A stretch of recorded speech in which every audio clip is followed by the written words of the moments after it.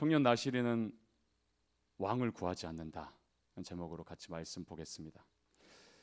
2000년도에 개봉했던 퍼펙트 스톰이라는 영화가 있었어요. 6명의 어부들이 태풍과 이렇게 싸우는 내용입니다. 벌써 포스터만 봐도 엄청난 파도의 배가 이제 떠 있죠. 우리에게도 잘 알려진 조지 클루니가 선장 역할을 맡았습니다. 이 어부 6명은 모두 지칠 대로 가난했어요. 너무 가난했습니다. 오로지 이 물고기로 만선을 이뤄서 이놈의 가난에서 탈출하는 게 꿈이었습니다. 그렇게 지친 몸을 끌고 나간 어느 날 청새치라는 굉장히 큰 물고기가 있거든요. 이 청새치 물고기 떼를 만나요.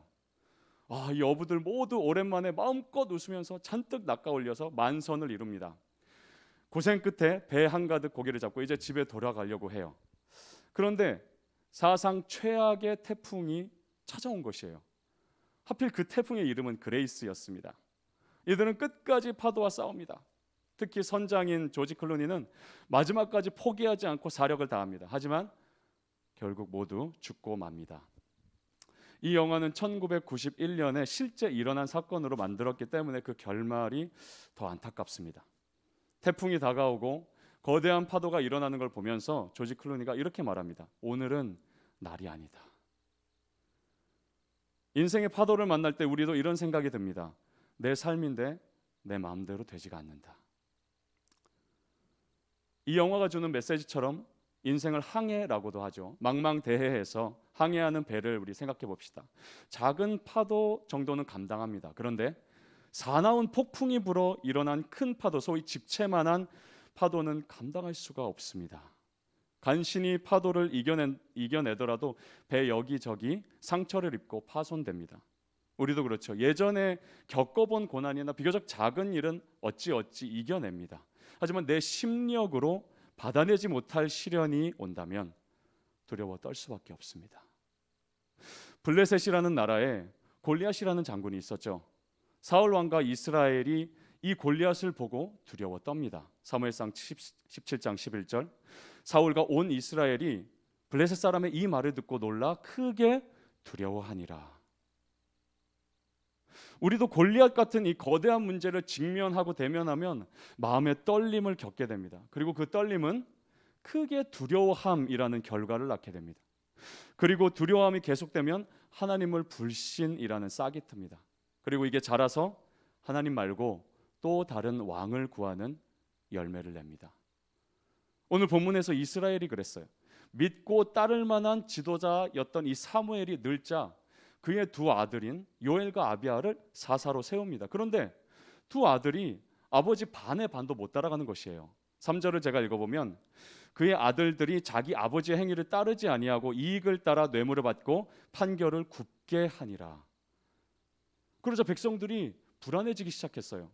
블레셋은 계속 쳐들어오고 우리를 인도할 지도자가 꼭 필요한데 사무엘의 두 아들은 소위 깜이 안 됐어요. 이때 이들이 뭘 했을까요? 뭐라고 말했을까요? 5절 보소서 당신은 늙고 당신의 아들들은 당신의 행위를 따르지 아니하니 모든 나라와 같이 우리에게 왕을 세워 우리를 다스리게 하소서. 살다 보면 작든 크든 파도 같은 문제를 만날 수 있어요. 중요한 건 그때 어떤 결정과 선택을 하느냐 이겠죠. 이 5절에 보면 이스라엘은 왕을 구합니다. 그런데 왕을 구하는 기준이 뭔지 보면 모든 나라와 같이. 이스라엘 주변 나라들은 다 왕이 그때 있었어요. 그러니 주변 사람들의 모습이 기준이 된 것이에요. 그들의 방식이 기준이 된 것입니다. 저들도 왕이 있다. 우리도 왕이 있어야겠다. 저들은 저렇게 산다. 우리도 그렇게 살아야겠다. 우리가 가장 자주 보는 균이 있죠. 곰팡이 균입니다. 저는 흥덕으로 이사 오기 전에 수원 우만동에 살았어요. 오래된 빌라였습니다. 어느 날부턴가 안방에서 곰팡이 냄새가 너무 심하게 나는 거예요. 그때 이제 아들은 아직 둘이었는데 둘 다 어렸고 그래서 이걸 어떻게든 해야겠다. 그러고는 나를 잡고 장롱을 다 드러내봤어요. 한쪽 벽이 온통 새카맣게 되어 있었어요. 깜짝 놀랐습니다. 벽 한쪽에 누수가 있었고 거기로부터 이 곰팡이가 생겨서 벽 전체를 점령해버린 것이에요. 그런데 아무리 강력한 곰팡이균도 한꺼번에 넓은 공간에 퍼질 수는 없습니다. 아주 조금씩 퍼져서 결국 벽 전체를 삼켜버리죠. 이 혼탁한 시대를 사는 우리 역시 그래요. 처음에는 아주 작은 기준이 무너집니다. 거기에는 대부분 영향을 끼친 친구나 직장 동료나 유튜브 같은 매개체가 있죠. 쟤도 그렇게 하는데, 걔도 그렇게 하는데 그들과 같이 해보지 뭐. 모든 나라와 같이 우리에게도 왕을 세워 우리를 다스리게 하소서라고 한 것처럼. 싱 어게인 우승한 이승윤 씨 가정에 한 가지 일화가 있습니다. 그 아버지는 유명한 이재철 목사님이시죠. 이승윤 씨가 어릴 때 집에 선물이 들어왔어요. 보니까 장난감 총이었어요. 아들만 넷이니 장난감 총, 칼 많이 들어왔겠죠. 그런데 아버지가 그걸 다시 잘 정리해서 몰래 버리셨어요. 한 번이 아닙니다. 계속. 장난감 총이라도 그걸 갖고 서로 겨누고 장난감 총알을 쏘면서 생명을 가볍게 여기는 기준이 생기지 않도록 하신 것이에요. 그래서 다른 아이한테 대신 주지도 않고 아들들 몰래 버리셨다고 합니다. 좀 유별난 거 아닌가라고 생각할 수 있어. 하지만 자칫 퍼질 수 있는 곰팡이를 미연에 제거한 것입니다.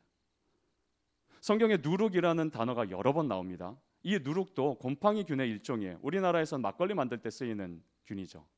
고린도전서 5장 7절을 보면 너희는 누룩 없는 자인데 새 덩어리가 되기 위하여 묵은 누룩을 내버리라.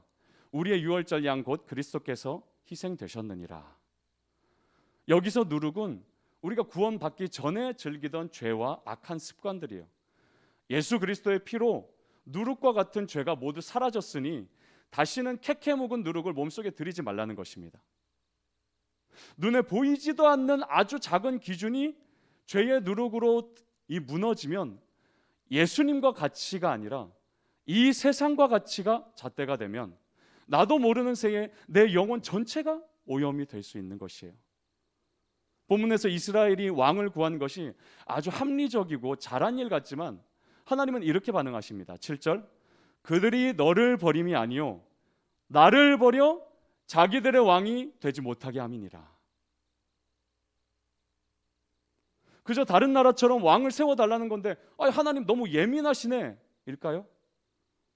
이미 이스라엘은 왕이 있었습니다. 눈에 보이지 않지만 믿음으로 모시는 왕이었어요. 그분은 살아계신 주 하나님이셨어요. 하나님이 친히 왕이 되셨어요. 우리 왕이 되어주십시오 라고 하지도 않았는데 그들을 뜨겁게 사랑하셔서 그들의 왕, 그들의 하나님이 되신 것이에요. 그래서 애굽의 노예살이에서 건져주셨고 홍해 바다에서 건져주셨습니다. 먹을 것, 입을 것, 살아갈 터전을 주셨어요. 은혜를 아끼지 않고 주셨습니다. 그런데 이 은혜의 왕을 내버리고 다른 왕을 구하는 것입니다. 우리가 무언가를 쫓으면 그게 놀라운 속도로 하나님 자리를 꿰찹니다. 니체는 이런 말을 남겼어요. 세상에는 실체보다 우상이 더 많다. 21세기를 사는 우리가 미의 여신 비너스 동상 앞에 꿇어 경배하지는 않습니다. 그러나 오늘날 많은 남녀가 외모와 몸매와 화려함에 집착하며 삽니다. 나의 왕이 되어달라는 소리 없는 외침이 돼요. 미국 메이저리그에 조금만 관심이 있다면 들어본 선수들이 있을 거예요. 베리 본즈와 로저 클레멘스라는 선수예요. 그들이 선수 시절에 압도적인 퍼포먼스를 남겼습니다. 본즈는 통산 홈런 1위 타자였고 클레멘스는 사이 영상이라는 투수 최고의 상을 7번이나 받았어요. 이들이 은퇴하면 선수로서 가장 영광스러운 명예의 전당에 당연히 들어갈 줄 알았어요. 그런데 이미 은퇴하고 한참 됐지만 계속 명예의 전당 투표에 떨어졌어요. 지난 1월에 9번째로 떨어져서 이제 기회가 한 번밖에 안 남았습니다. 왜 이렇게 떨어질까? 불법 약물 복용한 사실이 드러났기 때문이에요. 이 두 선수는 약물 복용 전에도 레전드급 커리어를 쌓았어요. 그런데 더 욕심이 난 거예요. 더 높은 자리와 더 높은 명예와 더 높은 만족에 욕심이 났습니다. 성경은 욕심이 잉태한 즉 죄를 낳았다고 하죠. 결국 약물로 더럽혀진 선수로 드러나서 모든 명예가 실추되었습니다. 우리는 누구나 왕을 구합니다. 그 이유는 간단해요. 욕심이 그치지 않기 때문이에요. 하지만 자기 힘만으로는 그 욕심을 다 이루지 못하니까 도와줄 왕을 구합니다. 그러면서 하나님은 금세 밀려나 버려요. 6절을 보면 왕을 세워달라는 말을 듣고 사무엘이 기뻐하지 않습니다. 왜냐하면 바로 앞에 한 가지 사건으로 왕이신 하나님이 은혜 베푸시는 것을 경험했기 때문이에요. 사무엘과 백성들이 다 미스바에 모여 있었어요. 종일 금식하며 기도합니다. 모든 우상을 제거하고 하나님만 섬기기로 다짐을 해요. 그런데 이 소식을 듣고 이때가 기회다 그러고는 블레셋이 쳐들어옵니다. 금식 기도회 하던 중에 전쟁이 일어난 것이에요. 칼도 없고 창도 없고 방패도 없고 갑옷도 없었어요. 그저 하나님밖에 없었습니다.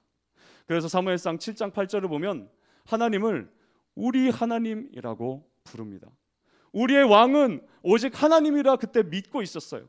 그러자 하나님이 번개를 내리치는 초자연적인 권능으로 이 블레셋을 이기게 하십니다.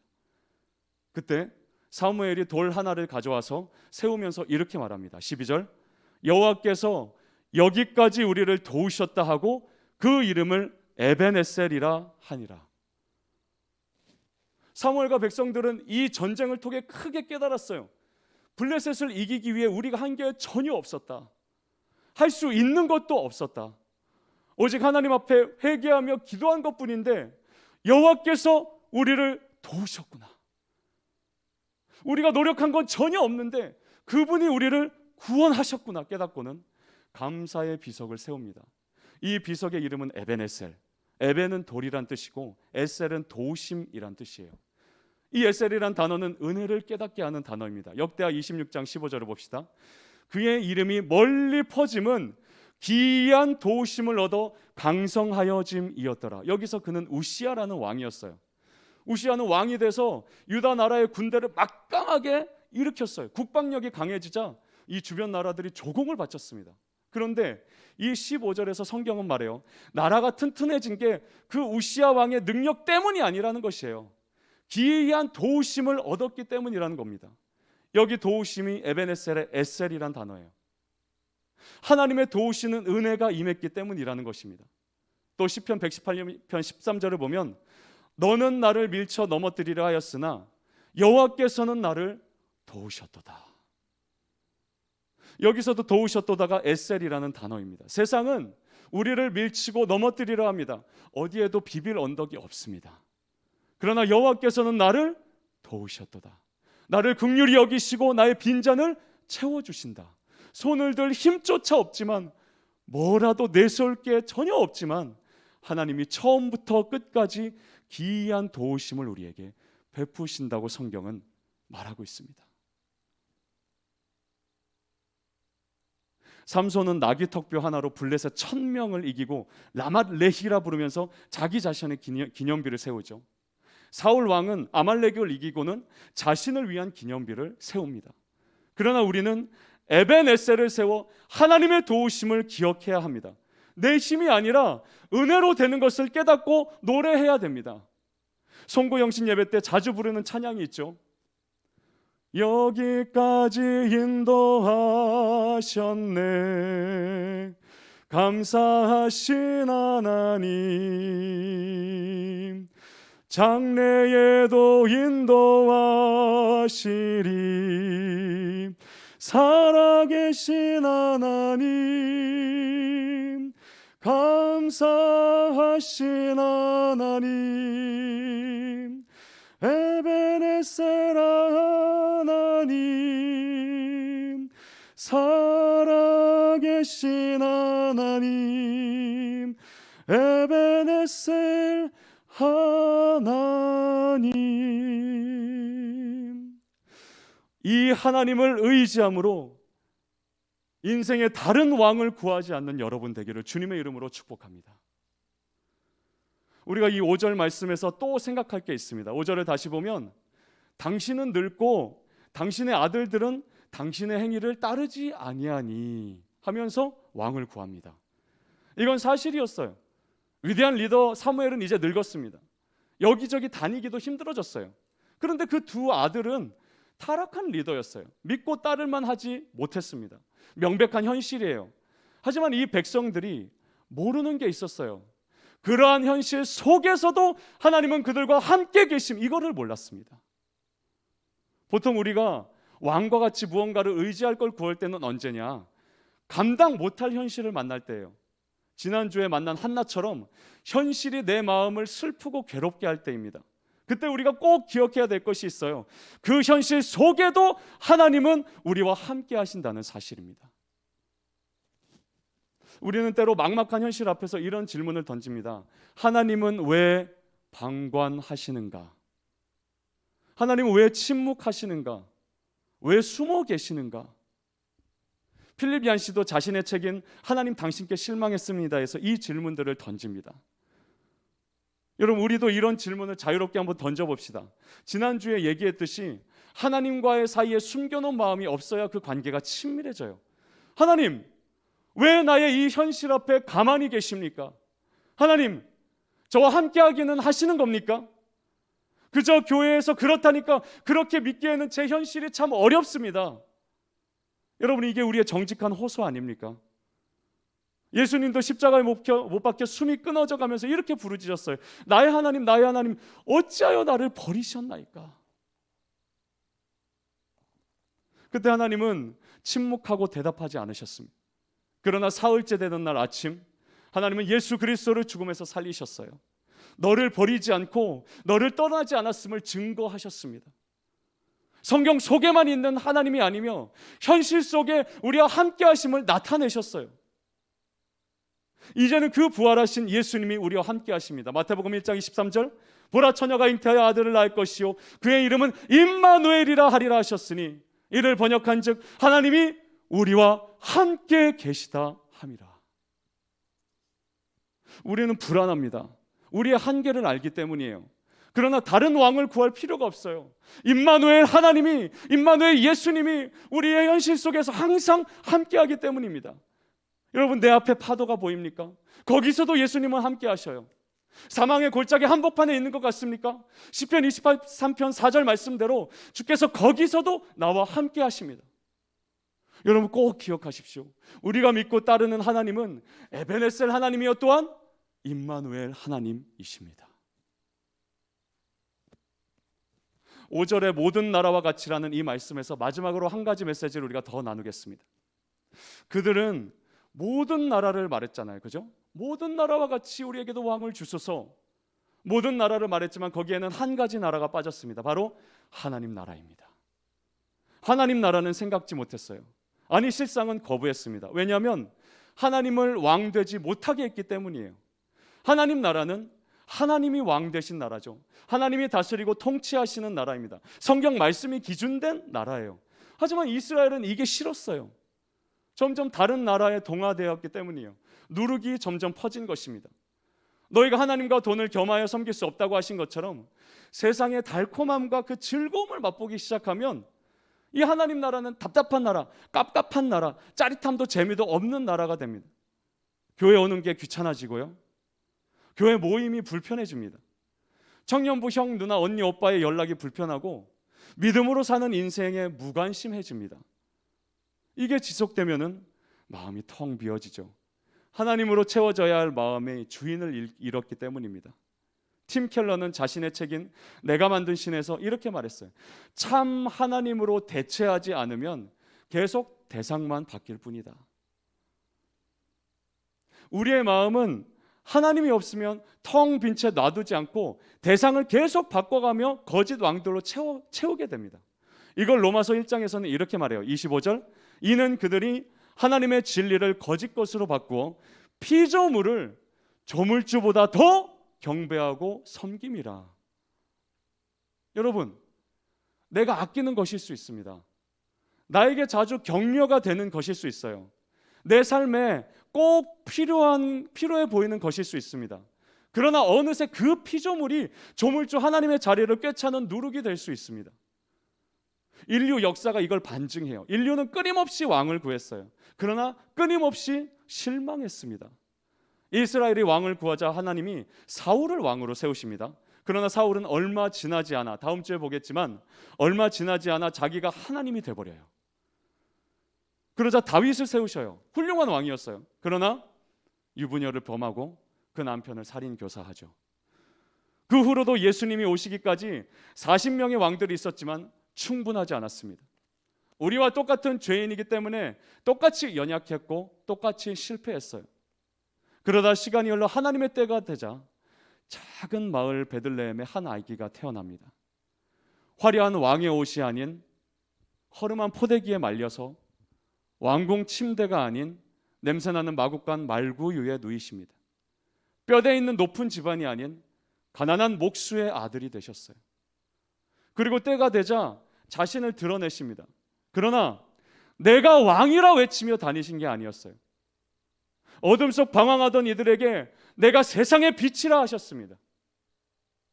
메마른 인생에 쓰러진 이들에게 내가 주는 물은 영생하도록 솟아나는 샘물이라고 하셨습니다. 배고파 허덕이는 이들에게 내가 생명의 떡이라고 하셨어요. 갈 길 몰라 방황하던 이들에게 나는 선한 목자라고 하셨습니다. 죽음 앞에 두려워하는 이들에게 나는 부활이요 생명이라고 하셨습니다. 세상이 쉽게 주는 비인격적인 왕이 아니셨어요. 현재를 살아가는 현실 속에 함께 하시며 함께 아파하시며 함께 고통하시는 인격적인 왕이 되셨습니다. 내가 만들어낸 왕은 인격이 없어요. 내 삶의 깊은 곳까지 들어오지 못하고 내 고통에 반응할 수 없는 한낱 피조물입니다. 그러나 예수 그리스도는 꺼지지 않는 등불로 내 깊은 곳까지 살피십니다. 함께 울며 함께 아파하십니다. 우리의 눈물을 닦아주고 나서 거기서 그치지 않고 새 일을 행하십니다. 기이한 도우심을 우리에게 시작하십니다. 여러분, 그렇습니다. 우리에게 더 이상 왕은 필요 없습니다. 예수 그리스도 그분만이 우리의 왕이시며 그분만으로 우리는 충분합니다. 이제 하나님은 우리가 다른 왕 구한 죄를 회개하고 돌이키기를 원하십니다. 사무엘상 12장 12절을 제가 읽어보면 너희가 암몬 자손의 왕 나하스가 너희를 치러 옴을 보고 너희 하나님 여호와께서는 너희의 왕이 되심에도 불구하고 너희가 내게 이르기를 아니라 우리를 다스릴 왕이 있어야 하겠다 하였도다. 옆 나라 군대가 쳐들어오는 이 긴박한 문제를 만나자 당장 눈에 보이는 왕을 구한 것입니다. 평소에는 하나님이면 충분합니다, 하나님만 믿습니다 라고 할지라도 시급한 문제가 터지고 손에 볼 것 같은 일이 터지면 드러납니다. 하나님이 왕인지 다른 왕을 구하는지. 이스라엘은 깨달아요. 19절을 읽어보면 우리가 우리의 모든 죄에 왕을 구하는 악을 더하였나이다. 이제 이 죄악된 백성을 심판하는 일만 남았어요. 한낱 피조물을 조물주보다 더 경배하고 섬긴 그들을 벌하실 일만 남았어요. 그런데 22절을 보면 여호와께서는 너희를 자기 백성 삼으신 것을 기뻐하셨으므로 그의 크신 이름을 위하여서라도 자기 백성을 버리지 아니하시리라. 다시 한번 은혜가 쏟아집니다. 이 큰 죄를 지어 아무것도 할 수 없는 그들을 용서하시는데 그 이유가 간단합니다. 너희를 내 백성 삼은 것을 내가 기뻐하기 때문이라. 열심히 살았더니 하나님 백성 된 게 아니었어요. 교회 생활 열심히 했더니 빛의 자녀 된 게 아니었어요. 피곤해도 직장에서 버텨내고 하기 싫은 공부 어떻게든 감당했더니 하나님을 만족시킨 게 아니었어요. 내가 너희를 내 백성으로 삼았고 너희를 있는 그대로 기뻐하기 때문이라고 하십니다. 이 은혜는 어떻게 받은 것인가? 에베소서 1장 6절 이는 우리에게 거저 주시는 바. 우리가 받은 은혜는 거저 받은 은혜요, 받은 사랑도 거저 받은 사랑입니다. 날마다 다른 왕을 구하는 우리 죄도 거저 용서받았습니다. 여기서 거저 준다는 단어는 합당한 보답을 요구하지 않고 준다는 뜻입니다. 그에 상응하는 너의 태도를 요구하지 않고 준다는 말입니다. 우리가 세상의 여러 나라보다 하나님 나라를 품고 살아야 할 이유가 이것입니다. 우리에게 약속하신 그 나라는 우리의 열심과 노력으로 들어가는 것이 아닙니다. 죄를 박박 씻어내고 조건들을 갖춰야 들어가는 것이 아닙니다. 누구나 원하는 시민권 중에 미국 시민권이 있죠. 외국인이 이걸 받으려면 굉장히 까다롭습니다. 그런데 조건 없이 받는 방법이 하나 있어요. 뭘까요? 미국 땅에서 태어나면 됩니다. 미국 그 땅에서 태어나면은 그 아이는 이 시민권을 받게 돼요. 미국 헌법에 따르면 미국 영토 내에서 태어난 모든 신생아는 부모의 국적이나 신분과 상관없이 출생과 동시에 시민권을 받습니다. 이 부분은 하나님 나라와 참 비슷해요. 우리는 예수 그리스도를 믿자마자 다시 태어납니다. 죄투성이던 옛사람은 죽고 새 사람으로 거듭나죠. 우리는 이렇게 영적으로 생명을 얻으면 동시에 천국 시민권을 얻게 됩니다. 까다로운 신청 절차 필요 없어요. 거저 주십니다. 그 나라의 왕이신 예수께서 우리를 자기 백성 삼으신 걸 기뻐하셔서 거저 주십니다. 그런데 미국과 천국 시민권에 다른 점도 있습니다. 미국 시민권은 박탈되는 경우가 있어요. 반역이나 반란을 한 경우, 공산주의나 테러 집단에 가담한 경우에 박탈됩니다. 그러나 하나님 나라 시민권은 박탈도 말소도 없어요. 왜냐하면 22절 보면 자기 백성을 버리지 않으시기 때문이라. 자기 백성을 버리지 않으시기 때문이라. 중간에 우리가 넘어져도 버리지 않으십니다. 살다가 믿음이 흔들려도 버리지 않으십니다. 나조차 나를 포기할 때도 버리지 않으십니다. 실패하고 주저앉아 있을 때도 버리지 않으십니다. 큰 죄를 지어서 고개를 들 수조차 없을 때도 포기치 않으십니다. 이 예수 그리스도가 우리의 왕이십니다. 돈도 친구도 가족도 직장도 자격증도 그 무엇도 우리에게 이런 은혜를 줄 수가 없습니다. 예수만이 은혜의 주요 은혜의 왕이십니다. 여러분 이제 더 이상 다른 왕을 구하지 맙시다. 은혜가 다스리는 하나님 나라 시민의 자부심을 갖고 사는 저와 여러분 되기를 주님의 이름으로 축원합니다.